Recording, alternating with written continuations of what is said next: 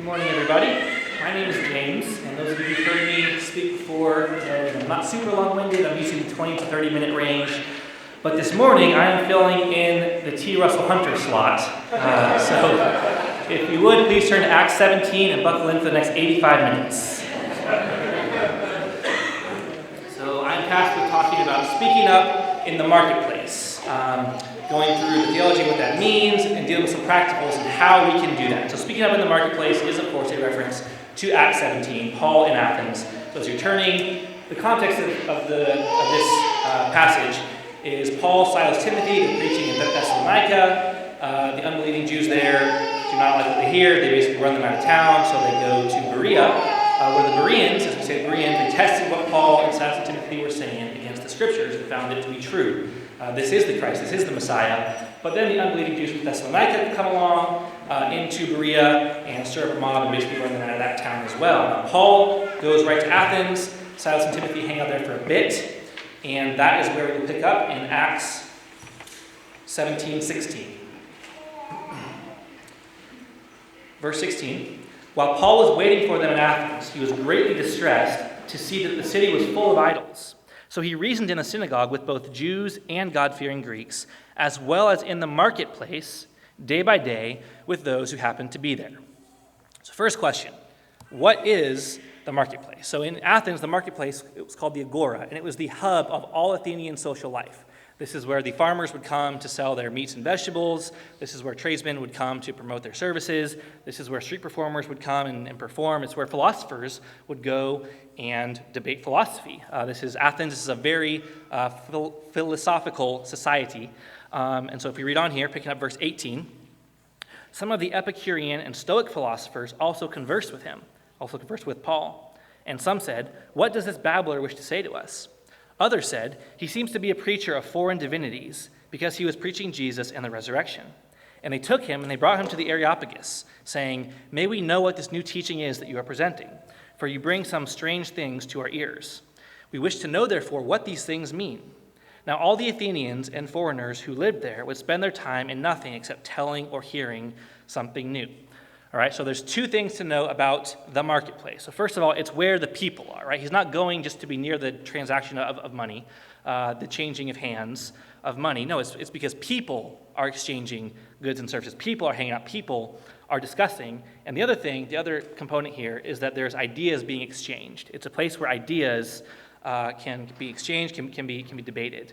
And so to speak up in the marketplace, in essence, is to reach people with the truth. Right? In Paul's day, that was going to a physical marketplace. In America, we don't really have very many things that are very similar to this. Maybe there's a farmer's market that's close, but we don't have things that are exactly what this was. But there are places where we can reach people. There are forums where we can exchange ideas. And this is the marketplace that we have to engage. Why should we go to the marketplace? The Great Commission. Now, the degree to which each person's obedience to the Great Commission will include the marketplace may vary. To some people, going out in the street and preaching or drop carding or doing all the things I'm going to talk about will be a very heavy part of what it means for you to obey the Great Commission. For others, it may not include as much of the marketplace. It may include more work in the home, discipling, evangelizing children, discipling and evangelizing coworkers, and those more in the immediate sphere. But, as I'm going to explain, everybody can have some impact in the marketplace. And there's two reasons why I believe that that's true. The first one is that duty is ours, results belong to God. Brett talked yesterday about how you don't need to be the most eloquent person in the world, right? He was talking to that legislator who said, I don't know about being the primary on this abolition bill. All I know is you shall not murder. I don't know anything beyond that, right? That's enough.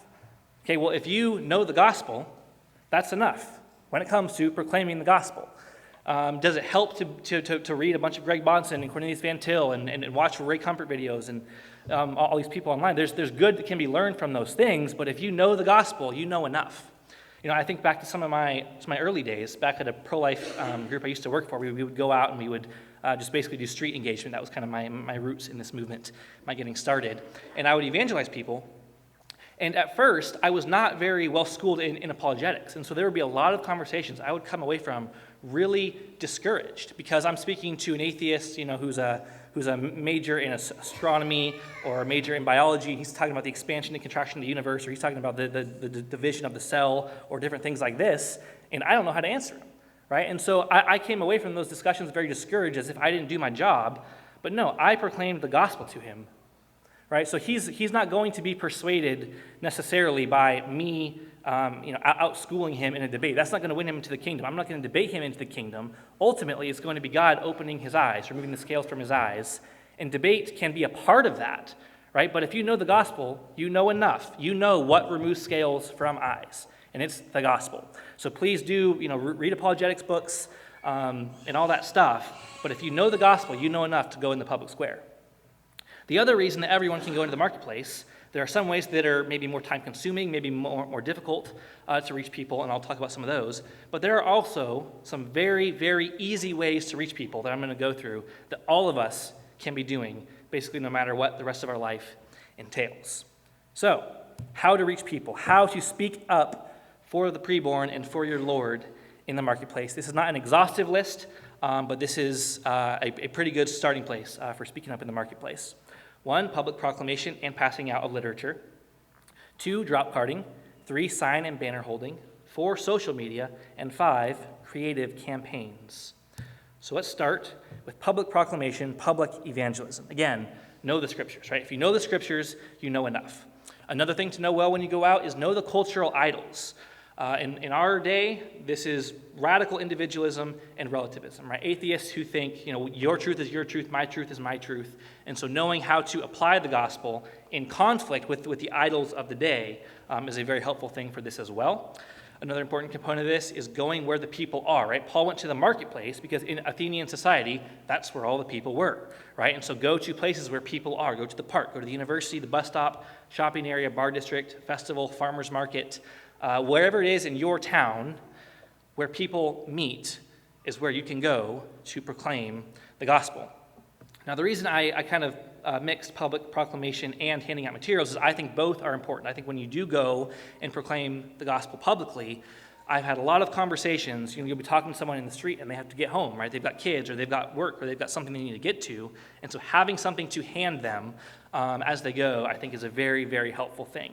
I'm not going to go all through how to train you in public evangelism. That's not necessarily the purpose of my talk here. There's a lot more resources online that you can find if you want to learn more about this. But those are just a few of the basic things, and this is one thing that you can do to speak up in the marketplace. And as you do it, as far as materials to hand out, Rescue Those has created some really good materials. Right? Free the States has some materials over at our booth. So please go and check those out if you're interested in doing this. Drop carding. Here's the one that I think everyone in here can do. From the smallest kid to the mom with 6 kids, everybody can drop card. So drop carding, basically, we make these little cards, and it'll have some sort of graphic image on the front, and then on the back it'll have some message, and usually we'll link to a URL that both shares the truth about whatever topic the particular drop card is talking about, and also shares the gospel, because we know that these drop cards are going to be picked up by people usually who are unbelievers. So we include a gospel presentation in what these drop cards link to. These can be dropped basically everywhere you go. There's a doctor in Mississippi who I can think of right off the top of my head who was doing his practice in Mississippi, and someone left the drop card in the waiting area at his office. He picks it up, he reads it, he's an abolitionist now. Now, I know him personally, and so I know that story, but who knows how many more are like that, are now involved in the abolitionist movement because of these drop cards they have picked up. So parking lots are probably the best way to get the most out and with the most efficiency. So you basically just go car to car, take a drop card, you put it in the window of the car door on the driver's side because you want the driver to be able to pick it up fairly easily. And the best places to do this are where there are lots of cars in very close concentration. So if you go to Walmart or Costco, or if you're at a sporting event or a conference or a concert or those sorts of things, there's just cars filling a massive parking lot. And every time that you go to the grocery store, when you come out of the grocery store, you can drop 10 drop cards. And those drop cards will link to a gospel presentation. And we don't know that how many of these are successful, how many people have been saved through a drop card, through a gospel presentation, have been converted to abolitionism or to at least opposing abortion through something left on the car door. We don't know, right? We can just plant the seed, right, as Chris talked a lot about yesterday. We are to pull weeds and plant seeds. And dropping drop cards is like planting seeds. It's putting things in people's hands, in people's daily lives, that can change their perspective on things and that can communicate truth to them. This is reaching the marketplace when we are filling up the marketplace with abolitionist evangelical materials. And again, this is something everybody can do. Everyone can hit 10 cars on their way out of Costco. It's a very, very easy thing to do to hit parking lots. Another spot you can hit is inside stores. You can drop them on the shelf of the store. You can put them in a certain product. It's easy to just drop it in as you walk by. Two stories I can think of off the top of my head.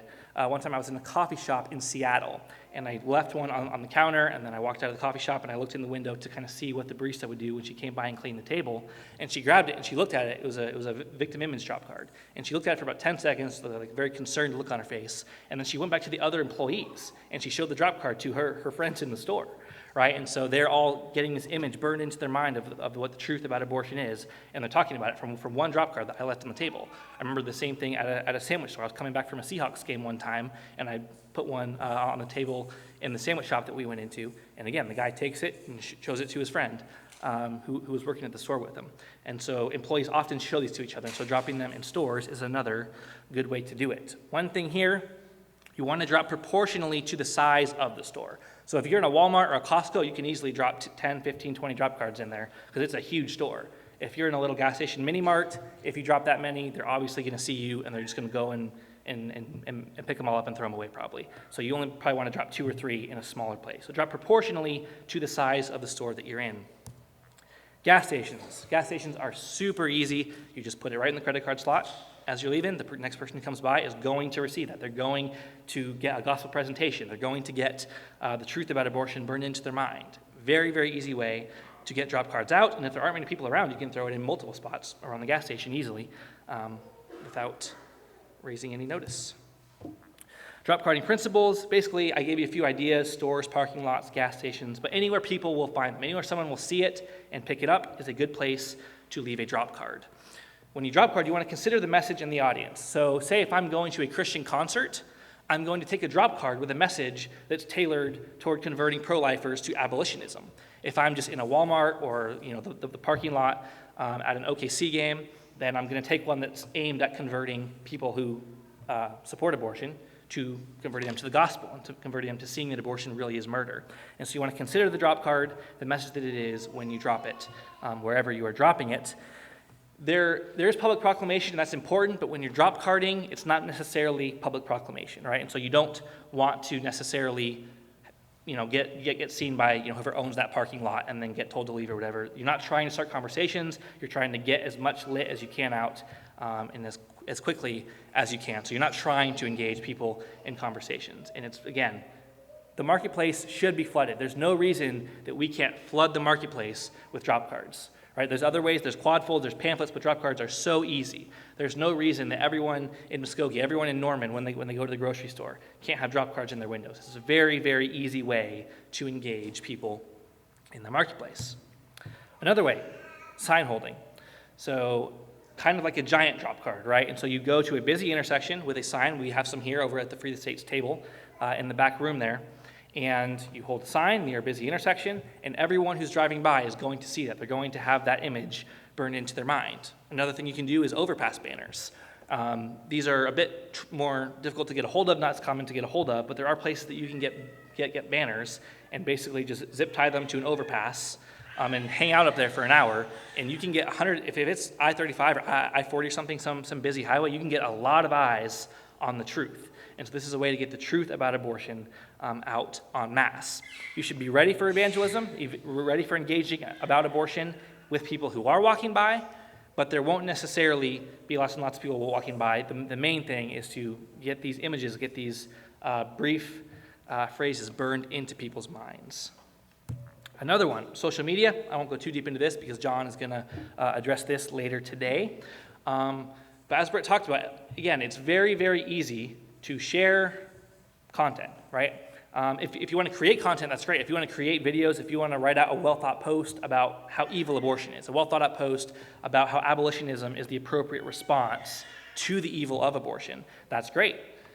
But even if you don't have the time to really create content, you can share content. You can share these talks from Rescue Those. You can share content from Free the States, blog articles, presentations, the Liberator podcast, and other abolitionist organizations.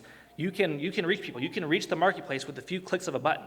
Right? This is something Paul couldn't have dreamed of. Right? It's an extremely, extremely easy way to engage in the marketplace that doesn't take barely any effort whatsoever. And so this is something I think people should be engaged in. As Brett said, you don't have to engage every troll, who comments on your stuff. But it's a very, very easy way to engage people with the truth. Another way, creative projects. So that is Russell Hunter holding the Beast Bill, which is a project they did back in 2016. And basically what he did is he made this fake $20 bill, and it had these really cryptic messages, and it was really tailored toward gauging the interest of basically the conspiracy theory community. And so there's all this Illuminati symbolism on it and different things like that I can't explain because I've never really taken a dive into that world. But he really did a deep dive, put all the symbolism in it, and abolitionists across the country dropped, I think, hundreds of thousands of these bills. And all the online message boards were just lit up. All the wherever conspiracy theories are kind of talked about and circulated, this was it. Like, this was the conspiracy theory, this bill. And there was a URL on it, and it led to a website. And the website had a countdown. And basically, at the end of the countdown, when it hit 0, there was going to be some huge drop of information. It was going to be the Hillary Clinton emails, or it was going to be some huge WikiLeaks drop of information, or something like that. And then when the clock hit 0, it's Russell Hunter saying, yes, I am the artist who drew this bill. You're so worried about the elites who were, sacrificing babies and drinking their blood or whatever. There's real child sacrifice going on all around you, and you probably support it. You may have even participated in it. But I have news. The gospel is there for you, right? For such were some of us. The gospel is there for you, and you can be born again, and you can join me in abolishing this Holocaust, right? And so it's this long half-hour presentation that he gave about the evils of abortion and the gospel. Now, not all of you can pull off what Russell pulled off. There's very few people on the earth who can probably pull off what Russell pulled off in this project. But this is to get your creative juices flowing, right? If you have more time, if you do have artistic abilities, there are creative ways that you can engage in the marketplace. One other thing I want to talk about real briefly here is the results of marketplace engagement, the results of marketplace evangelism. So if we skip ahead in Acts 17, we go to verse 32. It says, "Now when they heard of the resurrection of the dead of Christ, some mocked, but others said, 'We will hear you again about this.' So Paul went out from their midst, but some men joined him and believed, among whom were Dionysius the Areopagite and a woman named Damaris and others who were with them." When you go out into the marketplace, you're going to certainly find people who will laugh at you, people who will think what you're doing is stupid. They'll tell you to get a life. They'll tell you to get a hobby, all these things. They will think you're a crazy person, right? When you're engaging in the public sphere, that's not unique to your life. That's not unique to our modern day context, right? This has always been what has happened to those who have proclaimed the truth, to the prophets, to the apostles, and to us now today. That is a reality. However, there's also the reality at the end of that passage there. But some men joined him and believed, among whom were Dionysius the Areopagite and a woman named Damaris. Now, an Areopagite was someone who was basically on the governing council of Athens, right? And so he's preaching in the marketplace, and the philosophers who he's engaging are like, what the heck is this? And they take him before the governing council of the town, right? And make him basically proclaim the gospel before them, right? And some of them believed, right? And so you don't know what God's going to do with your proclamation. Paul's going to Athens. This is a philosophical powerhouse, right? This is a place, this is one of the hubs of idolatry, as what kind of stirred Paul to go into the marketplace in the first place.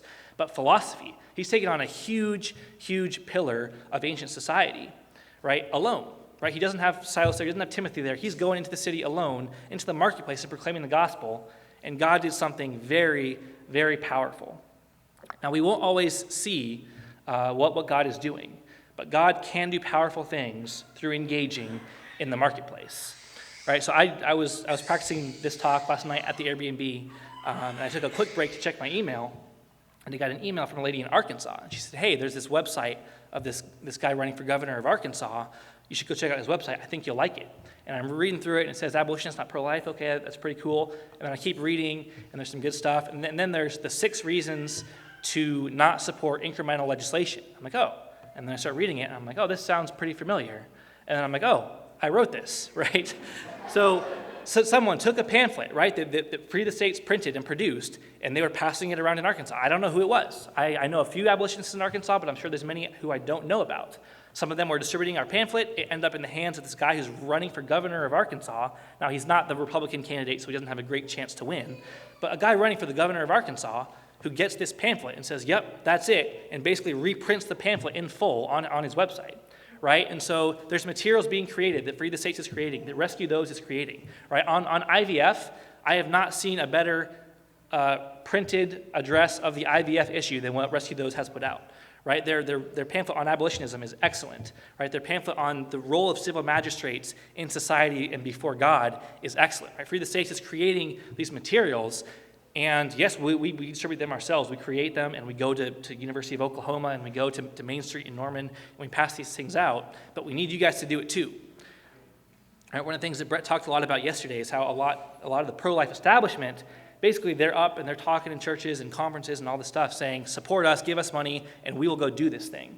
Well, that's not how the abolitionist movement is oriented, right? We're about engaging in the marketplace, and yes, Free the States is doing that. And yes, the members of this church and Rescue Those are doing that, right? But we need the whole movement to be doing this. We can flood the marketplace. We can flood the Norman, Oklahoma, the Muskogee, Oklahoma, the Arkansas, the Texas marketplaces with evangelical abolitionist materials, right? And so get some drop cards, get some quad folds, get some pamphlets, get some that are aimed at converting abortion supporters into Christians who know abortion's murder. Get some that are aimed at converting pro-lifers to abolitionists, and go to where the people are and engage them with the truth of the gospel and the truths of abolitionism. And so if you would like to do that, if you want to know more about how to do any of these things, please do come up and ask me. Please come ask Brett and some of the pastors here at Ecclesia Muskogee. They're doing a really good job engaging in the marketplace as well. But please, get out in the marketplace and engage with the truth. Thank you.